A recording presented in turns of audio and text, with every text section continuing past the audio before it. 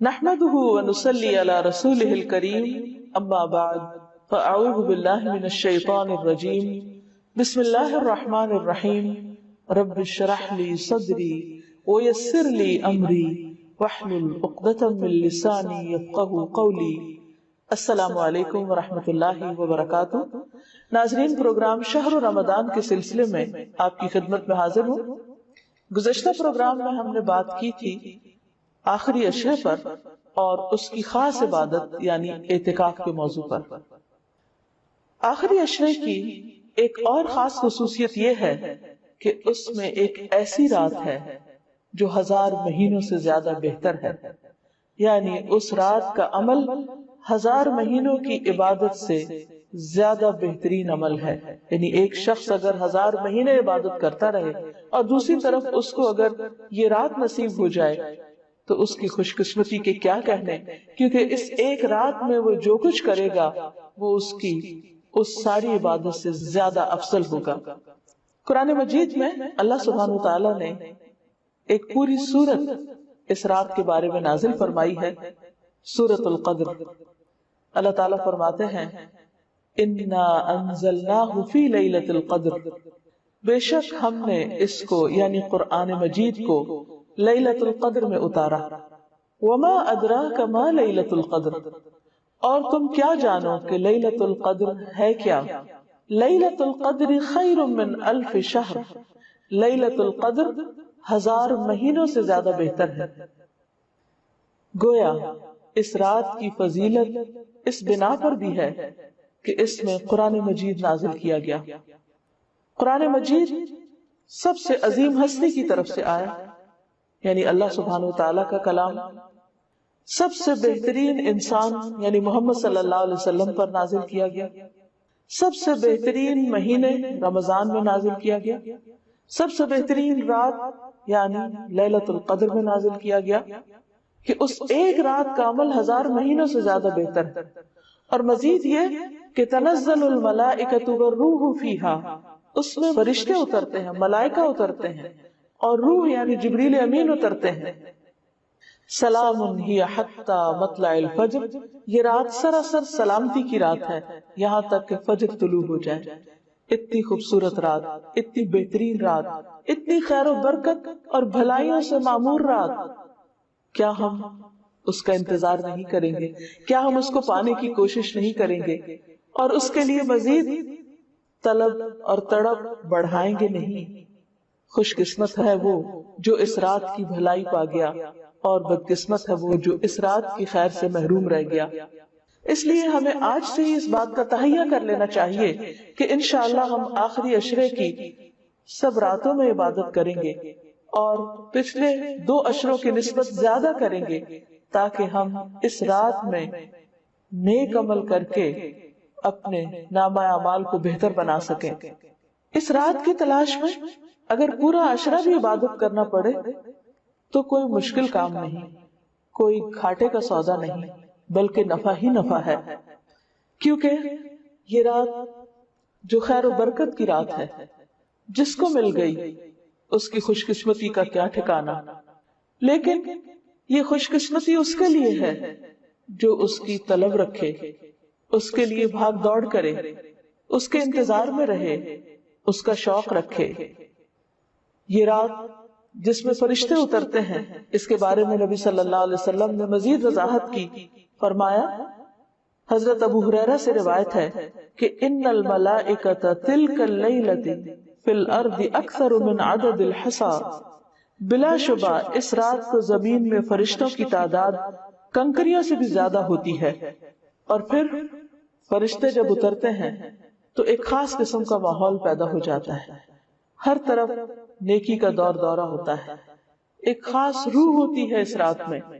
اس لیے ہم سب کو اس سے بھرپور فائدہ اٹھانا ہے، کیونکہ ایک اچھا عمل 1000 ماہ کے عمل سے بہتر ہے۔ حضرت انس سے روایت ہے کہ رمضان آیا تو رسول اللہ صلی اللہ علیہ وسلم نے فرمایا ان هذا الشهر قد حضركم وفيه ليلة خير من 1000 شهر من حرمها فقد حرم الخير كله ولا يحرم خيرها إلا محروم، کہ لوگوں یہ مہینہ جو تم پر آیا ہے اس میں ایک ایسی رات ہے جو 1000 مہینوں سے بہتر ہے. جو شخص اس سے محروم رہا وہ ہر بھلائی سے محروم رہا. اس رات کی سعادت سے صرف بد نصیب ہی کو محروم کیا جاتا ہے. یعنی حقیقی معنوں میں بد نصیب وہ ہے جو اس رات کی عبادت سے محروم رہے، اس رات کی خیر سے محروم رہے. لیلۃ القدر آخری عشرے کی کوئی بھی رات ہو سکتی ہے، لیکن نبی صلی اللہ علیہ وسلم نے خاص طور پر طاق راتوں میں اسے تلاش کرنے کا حکم دیا ہے. ابن عمر کہتے ہیں کہ رسول اللہ صلی اللہ علیہ وسلم نے فرمایا التمسوها في العشر الاواخر یعنی لیلۃ القدر فإن ضعف أحدكم أو عجز فلا يغلبن على السبع البواقي. صحیح مسلم کی اس روایت کا معنی ہے کہ رمضان کے آخری عشرے میں شب قدر تلاش کرو، پھر اگر تم میں سے کوئی کمزوری دکھائے یا عاجز ہو جائے تو آخری 7 راتوں میں سستی نہ کرے. یعنی نبی صلی اللہ علیہ وسلم نے اس کو اور شارٹ لسٹ کر دیا، پہلے 10 راتوں کا بتایا، پھر آخری 7 راتوں کی طرف توجہ دلائی. اس رات کا قیام گناہوں کی بخشش کا ذریعہ ہے. نبی صلی اللہ علیہ وسلم نے فرمایا من قام لیلۃ القدر ایمانا واحتسابا غفر له ما تقدم من ذنبه. جس نے لیلۃ القدر میں ایمان اور احتساب یعنی ثواب کی نیت سے قیام کیا اس کے پچھلے تمام گناہ معاف کر دیے جائیں گے.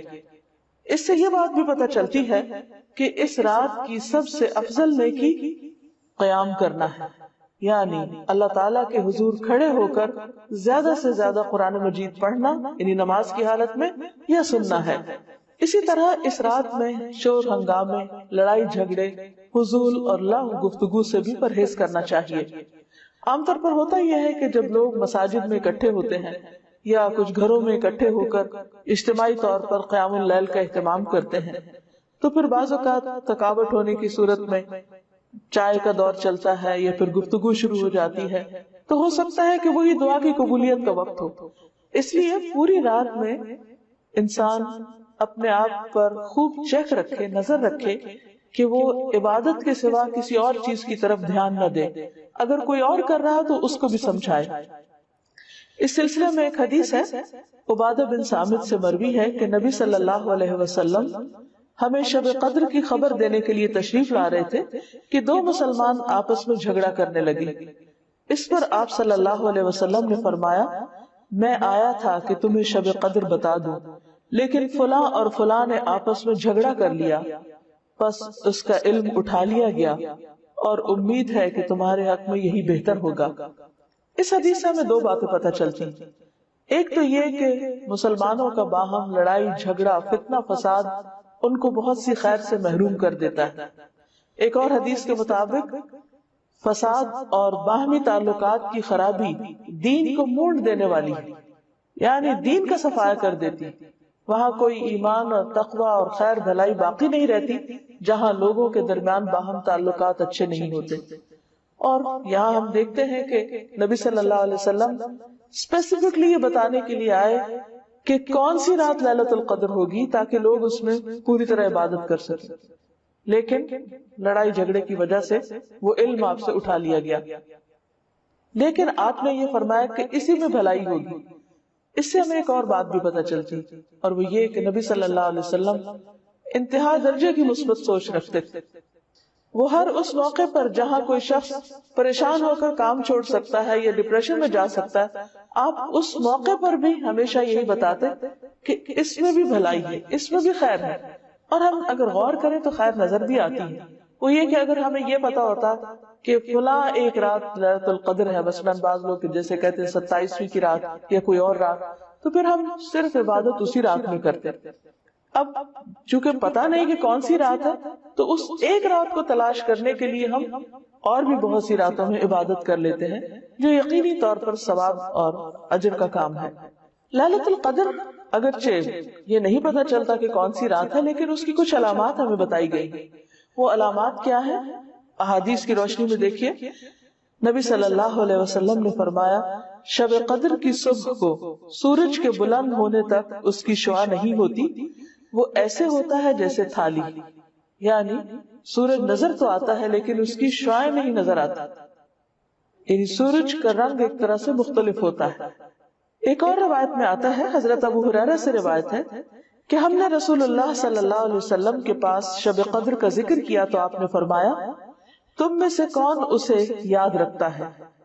اس میں جب چاند نکلتا ہے تو ایسا ہوتا ہے جیسے بڑے تھال کا کنارہ، یعنی اس کو بھی آپ نے تھال سے تشبیہ دی، لیکن کنارہ اس لیے کہ آخری راتوں میں چاند پورا نہیں رہتا، ایک کنارے کی طرح رہ جاتا ہے۔ اسی طرح ابن عباس سے مروی ہے کہ رسول اللہ صلی اللہ علیہ وسلم نے فرمایا شب قدر آسان اور معتدل رات ہے جس میں نہ گرمی ہوتی ہے اور نہ سردی۔ اس صبح کا سورج اس طرح طلوع ہوتا ہے کہ اس کی سرخی مدھم ہوتی، یعنی سورج کی ایک نشانی بتائی گئی، لیکن ظاہر ہے کہ وہ تو جب رات گزر جاتی ہے پھر ہی نظر آتا ہے، اس لیے اس پر نہیں رہنا چاہیے کہ فلاں رات تھی یا فلاں رات تھی، توجہ اس پہ رہنی چاہیے کہ ہمیں ہر رات سے کس طرح فائدہ اٹھانا ہے۔ ایک اور روایت میں آتا ہے، حضرت زر سے روایت ہے، انہوں نے کہا کہ میں نے ابی بن کعب کو یہ فرماتے ہوئے سنا، ان سے کہا گیا کہ حضرت عبداللہ بن مسعود فرماتے ہیں کہ جو آدمی سارا سال قیام کرے وہ لیلۃ القدر کو پہنچ گیا۔ حضرت ابی فرمانے لگے کہ اللہ کی قسم جس کے سوا کوئی معبود نہیں، وہ شب قدر رمضان میں ہے۔ وہ یقین کے ساتھ قسم کھاتے ہیں، اللہ کی قسم بے شک میں جانتا ہوں وہ کون سی رات ہے۔ یہ وہی رات ہے جس میں اللہ کے رسول صلی اللہ علیہ وسلم نے ہمیں قیام کا حکم دیا۔ اس رات کی صبح 27 تاریخ تھی اور اس کی علامت یہ تھی کہ سورج طلوع ہوا تو اس کی سفیدی میں شعاع نہ تھی، اور یہ ہو سکتا ہے کہ اس سال 27ویں رات ہو، لیکن یہ ضروری نہیں کہ صرف 27ویں رات ہی شب قدر ہو۔ ام المومنین حضرت عائشہ کہتی ہیں کہ میں نے پوچھا اے اللہ کے رسول صلی اللہ علیہ وسلم، اگر میں شب قدر پالوں تو اس میں کیا کہوں، یعنی کون سی خاص دعا مانگوں؟ آپ نے فرمایا کہو اللہم انک عفو کریم تحب العفو فاعف عنی، اے اللہ تو معاف کرنے والا ہے، کرم فرمانے والا ہے، معاف کرنے کو پسند کرتا ہے، پس تو مجھے معاف کر دے۔ اس سے یہ پتہ چلتا ہے کہ اس رات بھی زیادہ سے زیادہ اللہ سبحانہ وتعالی سے بخشش کی دعا کرنی چاہیے، معافی اور درگزر کی دعا کرنی چاہیے۔ اس کے علاوہ انسان قرآن مجید کی تلاوت کر سکتا ہے، اگر خواتین نماز نہ پڑھ سکے تو ذکر اذکار کر سکتی ہیں، تسبیحات کر سکتی ہیں، اپنی غلطیوں کی معافی مانگ سکتے ہیں ہم سب، کیونکہ اللہ تعالیٰ بندے کی توبہ سے خوش ہوتے ہیں۔ ایک حدیث میں آتا ہے کہ نبی صلی اللہ علیہ وسلم نے فرمایا ایک آدمی گناہ کرتا ہے پھر کہتا ہے کہ اللہ میرا گناہ معاف کر دے، تو اللہ تعالیٰ فرماتا ہے کہ میرے بندے نے گناہ کا کام کیا اور اسے علم ہے کہ اس کا کوئی رب بھی ہے جو گناہوں کو معاف فرماتا ہے اور ان پر مواخذہ کرتا ہے، میں نے اپنے بندے کو معاف کر دیا۔ یعنی اللہ تعالیٰ اس بات سے خوش ہوتے ہیں کہ بندہ اللہ تعالیٰ سے معافی کی دعا مانگے۔ پھر اللہ تعالیٰ بخشش کا وعدہ بھی کرتے ہیں۔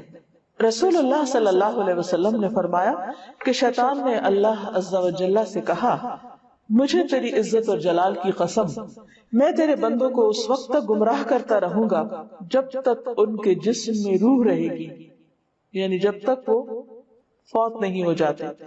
اور اللہ تعالیٰ نے فرمایا مجھے اپنی عزت اور جلال کی قسم، جب تک وہ مجھ سے معافی مانگتے رہیں گے میں بھی انہیں معاف کرتا رہوں گا۔